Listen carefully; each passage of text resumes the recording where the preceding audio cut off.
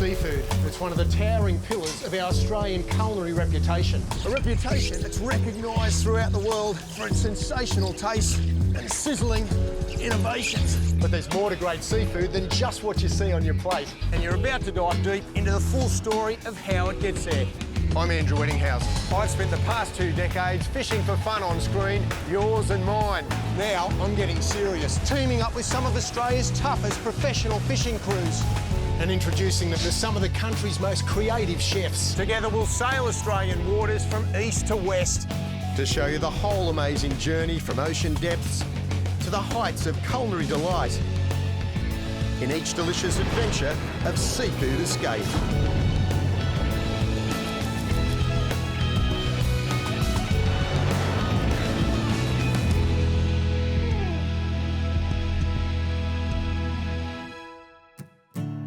It's an all-new seafood escape this week, but I just can't get away from WA. Perth, and particularly Fremantle, is such an attractive place to come back to. The escape crew and I are loving it just being here, and we couldn't have a better place to stay. When we're filming in and around Perth, I love to stay in Freo, here at the Fremantle Executive Apartments on Norfolk Street, just up the road from Marina, a perfect place to stay. But today we say goodbye to Freo and head down the coast south of Mandurah to the much smaller coastal community of Dawesville, and in particular to Watsy's place. This is where the Watts family have lived and fished for 4 generations, and where they've carved out a world-class reputation for sustainable excellence in catching one of Australia's most important seafood resources. Yes, we're here to catch mullet. Well, we've travelled south from Fremantle. We're down at Dawesville boat ramp. And behind me here, we've got the Watts. We've got Brendan Watts, and the big guy on the right is Matthew. And also Adam Sales. He's our chef from St Michael's Restaurant in Perth. We're going to be chasing mullet, a fish about this big, and there's loads of them in this system. Now, we're talking about sustainable fishing, and these guys have been doing it for 4 generations. Hopefully we'll catch a few mullet, and then we'll have Adam, well, his specialty, to cook up a storm. The Watts family are part of a fishery certified to the International MSC Standard of Sustainability. This certification from the Marine Stewardship Council is one of the most highly respected guarantees of global sustainability in our oceans. And today, Adam and I are going to see firsthand just how it works in practice. Over the expanse of this massive area, it doesn't get much more than 7 feet deep. We're in 30 centimetres here now. Yeah, she's real shallow water. Wow. But Brendan doesn't mind working within tight limits of water or rules. In actual fact, the restrictions and that we have here really benefit us. You have certain size nets, so you allow smaller fish to grow to bigger fish. You can really farm the area without actually having to devastate it. Dead right. And those nets don't just catch sea mullet. Brendan, what sort of bycatch are you going to get out of this shot? We may catch an undersized crab. That might be as far as it'll go. We're targeting fish in this manner because we're seeing it. It's not the fact that you just say, well, what's there? You don't know what it is. The depth sound is showing fish at 30 feet. We'll run a net around it, and whatever it is, we'll find out. So you know that there's mullet in this haul right here. I can tell you there is sea mullet in this shot, and there is a little handful of yellow-eyed mullet, which is exactly what I'm chasing. While the net mesh size is strictly limited by the MSC certification, the length of the haul net Brendan loops out around the fish is also restricted. The big loop's been done. Gosh, the pelicans know, don't they? Wow, Pelican City.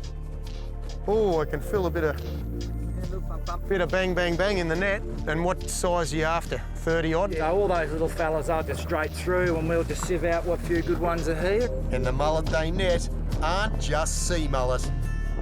Big yellow eye. That's your sea mullet. Okay, so the difference? We call them yellow eye because see how they have a brighter yellow eye? Yeah. And mullet's very broad in the head, whereas the yellow eye is a little bit narrower. Yes, okay. So these guys are really tasty. They are very nice eating, and mullet are nice eating. And they're coming out of a very pristine estuary here, aren't they? Yeah, well, look at it, sandy bottom. Super clear water. Yep, nice, colourful, and, we're laughing. What do you reckon, mate? You reckon you could do something with a fish like this? Oh, most definitely. I mean, fry it up. Sounds delightful. Yeah, it'd be pretty simple, I reckon. Really good size fillet off that. It's a nice firm fish as well. Yeah. All right, we've got a few more coming on board. Well, mate, you haven't done this before, have you? No, it's a new one in my line. Yeah. Different. It's good when you can come out and see the guys actually do it. Pretty handy old catch. And that's the beauty about it. You don't have to go out and kill those big bunches. And so where do you stop? I mean, where do you draw the line? If you're under a big patch of fish, do you just keep on catching them or you actually just head home? Today's probably a perfect example. I could probably stretch my orders to a maximum of 200 kilos. Yep. So that's probably what my target will be, is the 200. And after that, I'll just throw the end off and let these fish swim away for another day. And you also said that there's probably fish just swimming around in this big section here. They're not actually caught in the net. So you want to let those go before they actually even get into the net. I've invested in this red net. Yep. Because it's highly visible for fish to see. Okay. So unlike, sort of other nets that are out there that are designed to be invisible, Yep. these fish are continuously able to see the net, and I can just see them just continuously be observing the shot, gauging in the shot on how many I want. And like now, I've just untie the net off the boat. Yep. We'll just let it open, and these fish Open, and any fish that are in here can just swim away. swim away. Well, this is an awesome haul, but it's actually just the right amount for what Brendan wants. So he's opening up. Matthew's just letting the net go at the front, so every fish that's just been circling around in here can escape and just head off, because this is a great catch and nothing will be frozen. Everything will be filleted up or used whole. So a brilliant catch. I don't know if we brought him any luck, but I reckon he knows what he's doing.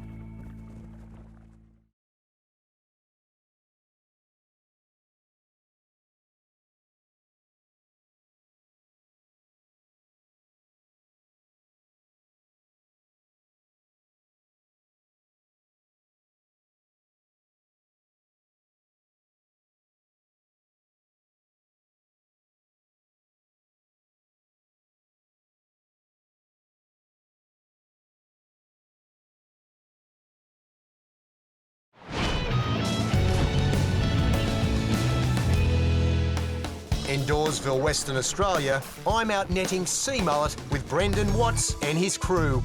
We'll get about 200 kilos in this haul. Adam Sales doesn't usually get as close as this to his raw sources. And sort of get a bit of a whiff. Yeah. And they're just jumping across the sand flats. Do you think you can come up with something pretty special with these mullet? Well, I think it's such a fantastic product. I think you should be pretty straightforward, trying to think something that's fresh and vibrant. Adam's real work for the day starts after Brendan and his crew get their catch and boats all packed up at the Watts family fishing headquarters. Because after a big work day like that, we're all hungry. Well, Adam, it was a fun morning out there. Beautiful morning, actually. Now, what are you going to prepare and what are you going to cook? So we're just going to go with crispy skin mullet, char-grilled cos, chorizo and fennel vinaigrette, and just a little romesco to bring it all together. Fantastic. We're going to start with this vinaigrette. This looks amazing. So it's just a small dice of chorizo. It looks and smells great. So once that's starting to fry, just like that, we're going to add some fennel, garlic and onion. Okay. So we're just going to sweat that down, so all the vegetables that are in there, and they're just going to all soften up. The oil's going to come out, start to cook it, and sweat it all down. Beautiful. And it's all about the flavour that's in there. So we get a nice char on this Okay, cos. I haven't seen this before. Now, this is pretty cool. So just lay them straight on like that. That's it. Just a little bit of olive oil on there. How long does that take? A couple of minutes? Oh, they take around about 4 to 5 minutes. Oh, okay. So it's just going to steam through the char on the outside. Oh, beautiful. So how do you know these are done? So they've got that charcoaly look over the top? Yeah, you can feel them. They're starting to get nice and tender now with this vinaigrette. That's starting to come together now. So we're just going to add some sherry vinegar in there. Yeah. So you want enough sherry vinegar just to cover your chorizo. Okay, so Andrew, to that we're just going to add some cumin and coriander seeds, which we just roasted off and just smashed up. Wow, beautiful. And they're just ground up. We just want to give that a little stir, please, Andrew. Yeah, no worries. Oh gosh, that smells good. You Yeah. can smell it straight away as well. We're just going to reduce that by half, add his olive oil, and then that's his vinaigrette done. So just simmer. Simmer, yeah, probably around about 3 to 4 minutes until it's reduced by half. Beautiful. Cool, so that's reduced by half now, so we're just going to finish it with some olive oil. just warm it through. And that's the vinaigrette done. And now it's time to cook the fish. Fresh mullet. And it's time to get it on the grill. So I'm just going to put a little bit of sea salt on there. Yep. And then just pop a little bit of olive oil and a solid top. I reckon. Skin side down. You can see they starting to curl up. You can either use the back of a spatula. Yep. Or use your fingers. Just help for a it. second, just to get it nice and flat. Just so it can get a nice even colour on that skin. Come up crispy. Yep, exactly. Beautiful. Beautiful. So while that's cooking, we can just take this coss. So we're just going to dress it with a little bit of buttermilk. What's in the buttermilk? So it's just buttermilk, a little bit of aioli, and lemon juice. So tell us about this combo, because this is pretty special. Roasted onions and tomato, capsicum and garlic. Blitz it all up, add some roasted almonds, some fried bread, some smoked paprika, a little bit more sherry vinegar as well. So then we just got his coss, just going to sit on there. And then there's lovely sea mullet fillets. Ooh, looks good. So lovely and crispy. Wow, look at that. And now we're just going to finish with the vinaigrette, straight on the top. Wow, this looks fantastic. What are you going to call this one? We're just going to go with crispy skin mullet with charred coss and romesco. Fantastic. In America, what we think of as a humble mullet is considered a gourmet delicacy, and this dish shows why. Beautiful fish.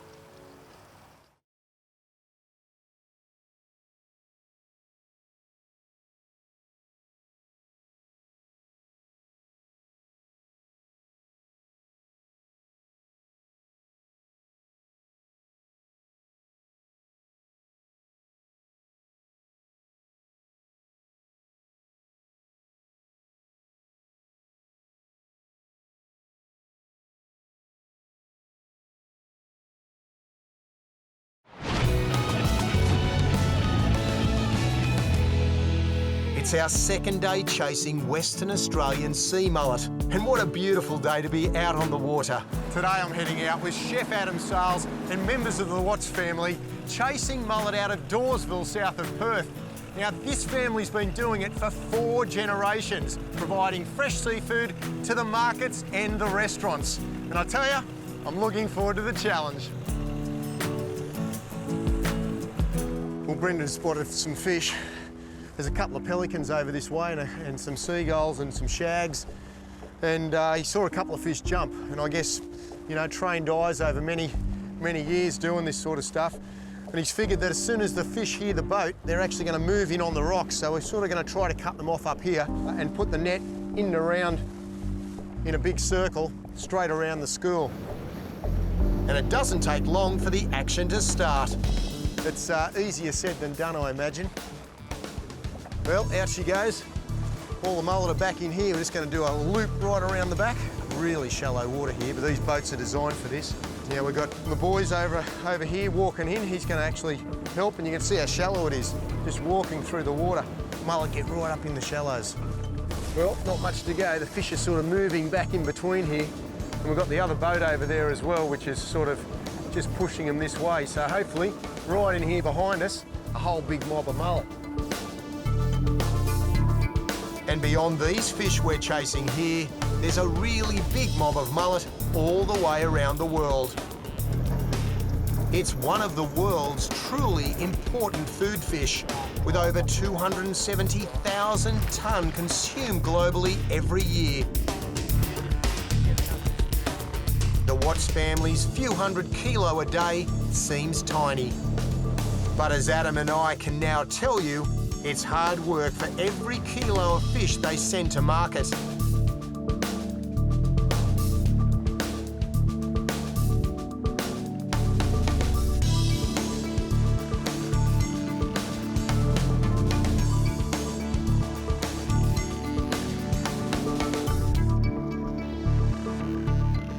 Well, not a massive catch, but I'll tell you, it's still some fish in there. We'll be able to cook up a storm. Beautiful. Gosh, they're a good-looking fish, really top-quality flesh, eh? Quality over quantity is the name of the game for Brendan and his crew every time they shoot their nets in these waters.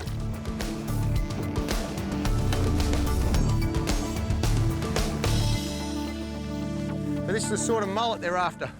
Beautiful, clean mullet. They actually come in here without any roe.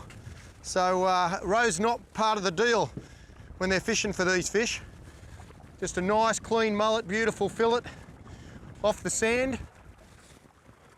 And as I said, these guys have been doing it for 4 generations. And the family sustainability seems assured for generations to come, thanks to the MSC. Well, Brennan, what's this about the MSC? Can you tell us all about it? I know it's something to do with sustainable seafood. Yeah, that's for sure. You know, these guys are very, very strict on what they do and what we can do as a fishery on a whole.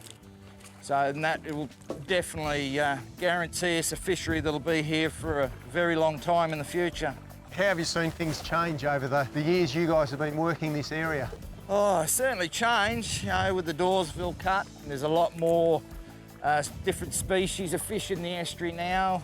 Do fisheries watch you guys closely as far as what your take is, or is this all part of this sustainable seafood MSC plan that they've put forward? Yeah, no, they've always watched what we catch and that. We've been doing returns for probably 60 odd years plus.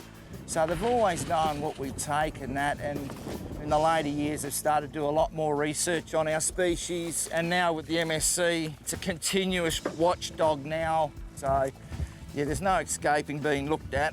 But that's a good thing, I guess. If you're doing the right thing, you know, you've got no worries at all. Yep, that's for sure. Do the right thing, you don't have to look over your shoulder. All fish is better eaten fresh, so why freeze your product? And if you can get away with it, and having a beautiful, you know, plentiful, fresh local product that's just sitting on your doorstep, it's just a fantastic way to have it. Fish this fresh are a chef's dream, and we're about to follow Adam's sails as he continues his net-to-plate seafood adventure. What do you reckon? Oh, what a fantastic day. I mean, to see where you get your produce from and see such a fantastic product, it's amazing. Perth's trendy restaurant scene in inner city Highgate seems like the other side of the planet from salty, sleepy Dawesville. This is where Adam is making waves in the culinary world as head chef at St Michael 6003, a restaurant which specialises in small plate degustation menus. Coming up, the gourmet mullet dish Adam creates straight from net to plate.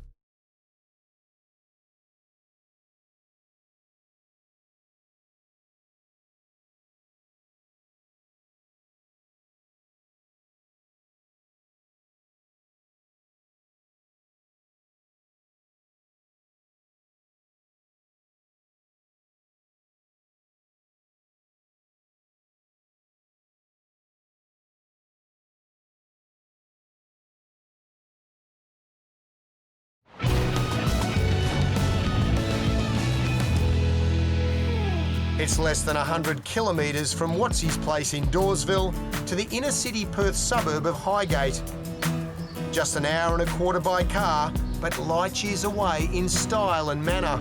This is where head chef Adam Sales is adding even more stars to his international culinary reputation at the small plate degustation restaurant St Michael 6003.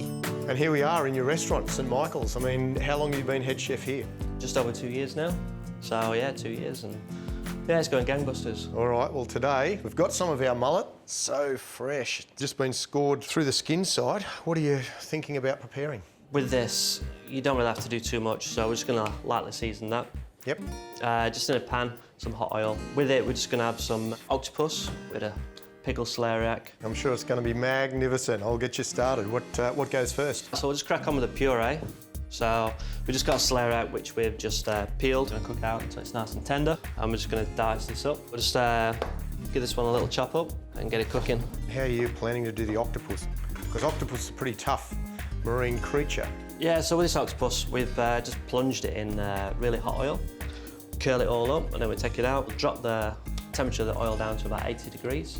And then just cook it between 35 to 45 minutes, just very slowly cooking. Beautiful. Let it set up in the fridge, and then we've just got this lovely tender octopus. And we're just going to crisp that up in the pan. So you're going to add some cream and salt? Yeah, exactly. So we'll just put a little bit of cream in there, just to cover the celeriac. And just a good pinch of salt. And with that, we're just going to put it on the stove. Octopus time. Just in a nice medium heat in the pan. A little bit of olive oil. So octopus will spit a little bit. So with this octopus, we just want to... Doesn't take long, just a few minutes. just a few minutes on each side. Yep. You'll see you get a nice, lovely, deep red colour in there. Okay, so we'll give this a little flip over. Yep. See how it's going. Ooh, that looks good. So now we can put his fish in. Then skin side down. Just holding those fillets down so you get a nice, even, crispy skin. And how long for the fish? It'll probably take a minute. And basically, when that skin's nice and crispy, fish is done. Lovely orange oil that's coming out the edges. Yeah, it's terrific to be able to work with a local product like mullet. So, I mean, it's a lovely fish, it's nice and oily, and as well, it's not expensive. No, that's right, not expensive. Great local produce from the Watts family down the there. Wattsies, yeah. Yeah, the Wattsies, that was great. That was a great day down Wasn't there. it? That was Yeah. fabulous. Sustainable fishing.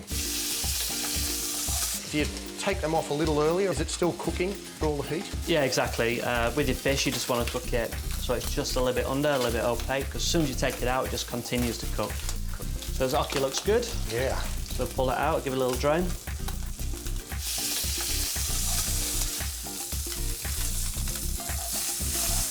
There are the fillets. Magic. Well, now for plating up. Yeah, sure. So we'll start with this octopus. Just going to slice it up into nice bite-sized pieces. Wow, that looks good, doesn't it? You see it's nice and crispy. So we're just going to dress this with a little bit of grapeseed oil. It's been infused with a little bit of coal. Okay, we'll start to plate up. So on his plate, we've got his celeriac puree that we made before. Nice and smooth. Knob of butter in there as well. Just drop some of that on the plate. And then got his lovely fillets. Got his fillets. Then we'll drop around his oki, just anywhere. Pickled celeriac. This gives it a nice little sweetness. Where all the different flavours just work so well together. Next, we're just going to add his buckwheat, just a little scatter. Bit of a crunch. Bit of a crunch. It's nice and nutty. It's always nice. I always like a little bit of crunch in there. This is dehydrated kale with a little bit of cumin. So just have a little sprinkle on there, just to highlight the dish. Oh wow, I can smell that straight away. So strong. And then we'll finish, just put a little bit of grapeseed oil on again. And that's his dish. Well, this dish looks superb. It's an absolute delight to cook. Yeah, it was great fun catching it, but this is the masterpiece. Well done, mate. Absolutely awesome. Well, time to have a bite. Definitely. See fishfiles.com.au for more information on sea mullet. And there's much more to come on TV. So join me next week when I head off on another seafood escape.